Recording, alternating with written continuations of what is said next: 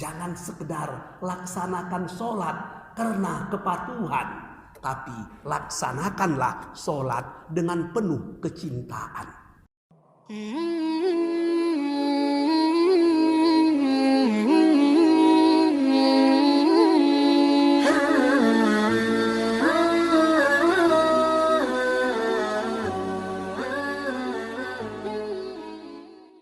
Alhamdulillahi Rabbil Alamin. Wassalatu wassalamu ala ashrafil anbiya'i wal mursalin wa ala alihi wa ashabihi ajma'in. Ashhadu an la ilaha illallah wa ashhadu anna Muhammadan abduhu wa rasuluh la nabiyya ba'dah. Allahumma salli ala Muhammad wa ala ali Muhammad. Ya ayyuhal hadirun, inni usikum wa iyaya bitaqwallah faqad fazal muttaqun. Qala Allah Ta'ala fil Qur'anil Karim, a'udzu billahi minasy syaithanir rajim. Bismillahirrahmanirrahim. Qad aflahal mu'minun alladzina hum fi salatihim khashi'un. Hadirin sidang jemaah Jumat, para undangan Allah yang berbahagia. Puja, puji dan syukur, tahmid, tasbih, tahlil dan takbir hanya wajar kita sanjungkan keharibaan Allah Rabbul Jalil. Sebab karena kudrat, iradat dan inayatnya sajalah kita masih diberi nikmat hidup. Semoga sisa-sisa hidup yang masih kita miliki akan semakin mendekatkan kita kepadanya. Selawat beriring salam kita pohonkan kepada Allah agar senantiasa dicurahkan kepada Rasulullah Habibullah Muhammad sallallahu alaihi wasallam. Sama-sama kita berikrar agar tetap menjadi umat dan pengikutnya yang senantiasa setia menghidup-hidupkan sunnahnya dalam hidup dan kehidupan kita insya Allah. Dari mimbar yang berbahagia ini, khatib berwasiat untuk diri khatib dan kepada kita semua agar bertakwa kepada Allah. Janganlah sampai kita mati sebelum menjadi orang bertakwa yang hakiki. Hadirin sidang jemaah Jumat, para undangan Allah yang berbahagia. Sampai hari ini masih banyak orang memperingati Isra Mi'raj. Tapi kadang-kadang kita melupakan bahwa pesan yang paling penting dari Isra Mi'raj itu adalah perintah melaksanakan sholat. Sholat merupakan tiang agama. Orang yang tidak mau melaksanakan sholat, dia sudah memutuskan agama dalam dirinya, dan dia juga sudah memutuskan komunikasi antara dia dengan Tuhannya. Ini yang dikatakan Rasul, bahwa sholat itu merupakan MOU antara kami dengan mereka. Kalau mereka meninggalkan sholat, maka putuslah komunikasi tersebut. Hadirin sidang jemaah Jumat yang dicintai Allah. Dalam ayat yang kita bacakan tadi, sholat yang khusyuk itu merupakan ciri-ciri yang dimiliki orang beriman. Khusyuk pada dasarnya adalah fokus. Melaksanakan sholat bukan sekedar gerakan badan, tapi sholat sudah menjadi gerakan batin. Ada kalimat para sufi yang terkenal. Mereka menyatakan as-shalah mi'rajul mu'minin. Sholat itu mi'rajnya orang beriman. Apa maksudnya?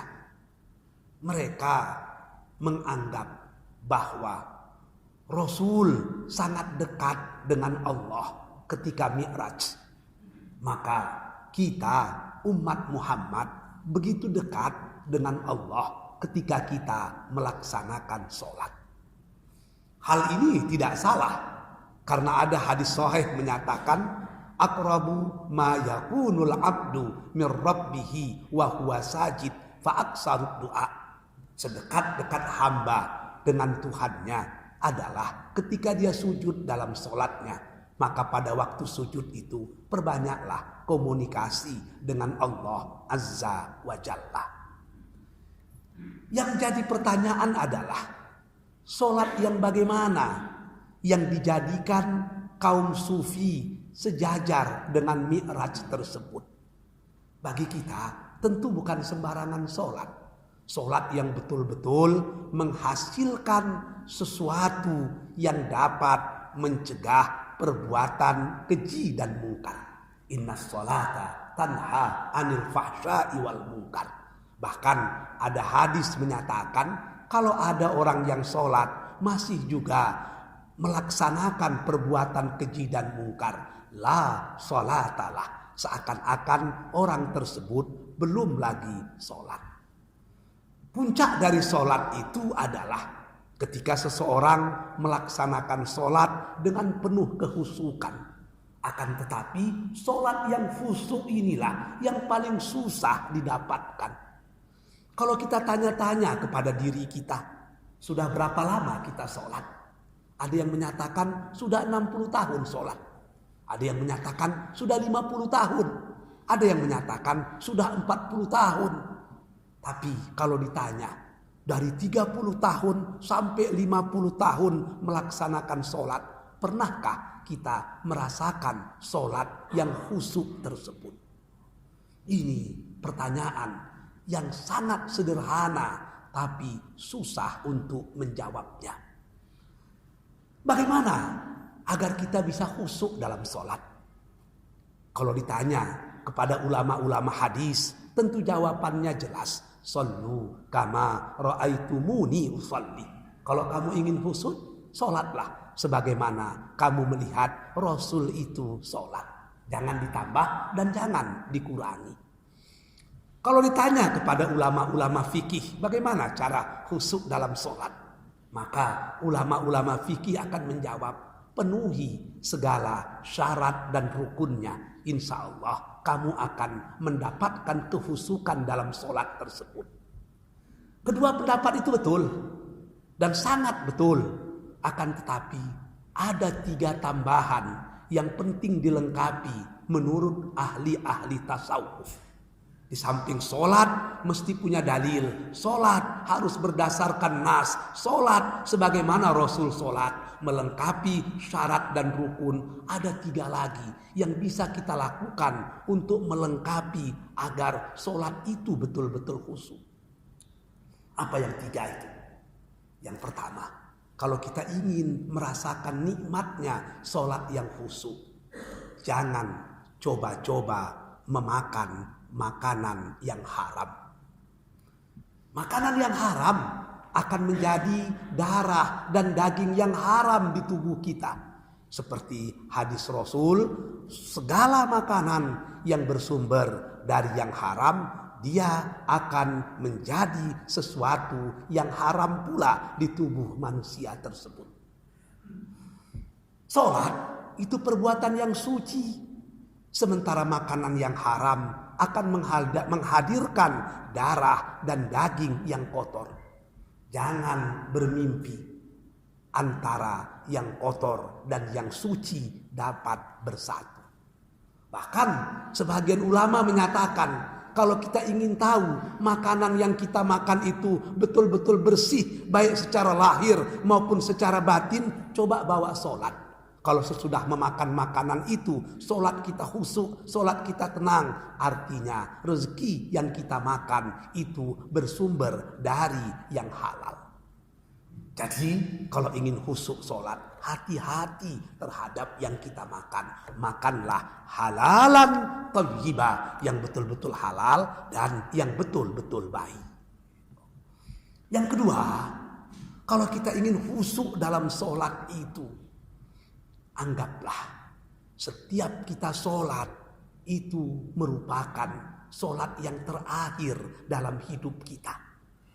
Hari ini kita sholat Jumat di masjid yang berbahagia ini. Siapa di antara bapak-bapak, saudara-saudara yang masih bisa memastikan apakah masih hidup di Jumat yang akan datang? Berapa banyaknya orang yang Jumat lalu masih ruku dan sujud dengan kita di masjid ini, tapi hari ini mereka sudah tidak ada, sudah pindah ke alam yang lain. Berapa banyak orang yang tahun lalu masih ruku dan sujud melaksanakan ibadah di bulan Ramadan, tapi Ramadan kali ini mereka sudah tidak ada lagi. Tidak mustahil Jumat kali ini, Jumat yang terakhir dalam kehidupan bapak-bapak dan saudara-saudara. Agar khusyuk setiap sholat, anggap ini mungkin sholat yang terakhir dalam hidup saya. Yang ketiga, kalau kita ingin khusyuk dalam sholat, jadikan sholat itu betul-betul mi'rajul mu'minin. Jadikan sholat itu merupakan tempat yang paling dekat antara kita dengan Allah. Kenapa demikian? Sebab kalau kita membaca Al-Quran, Allah sedang berbicara dengan kita. Karena Quran itu kalamullah. Tapi kalau kita sholat, kita yang sedang berbicara dengan Allah. Karena sholat pada hakikatnya adalah doa. As-sholah lughatan ad-doa. Yang doa itu maksudnya talabul fi'li minal adna ilal a'la. Permohonan dari hamba yang hina, dina, papa, kedana seperti kita kepada Allah Tuhan yang Maha Agung.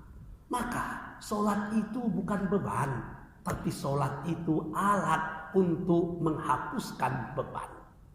Sholat itu bukan sekedar kewajiban, tapi sholat adalah kebutuhan. Jangan sekedar laksanakan sholat karena kepatuhan, tapi laksanakanlah sholat dengan penuh kecintaan. Orang yang sudah menjadikan sholat sebagai panggilan cinta, maka hari-harinya begitu rindu mendengar panggilan azan. Sebab baginya ketika azan bernaung, ketika azan berkumandang, seakan-akan Allah menghimbau-himbau dirinya ingin bertemu. Maka pada hakikatnya sholat adalah jembatan emas antara manusia dengan Tuhannya, antara abid dan ma'bud, asyik dan maksud, antara habib dan mahbub. Mari kita sempurnakan sholat kita dari hari ke hari. Upayakan kita sampai ke level khusyuk sebelum nyawa dan badan berpisah. Fa'tabiru ya ulil absar la'allakum turhamun.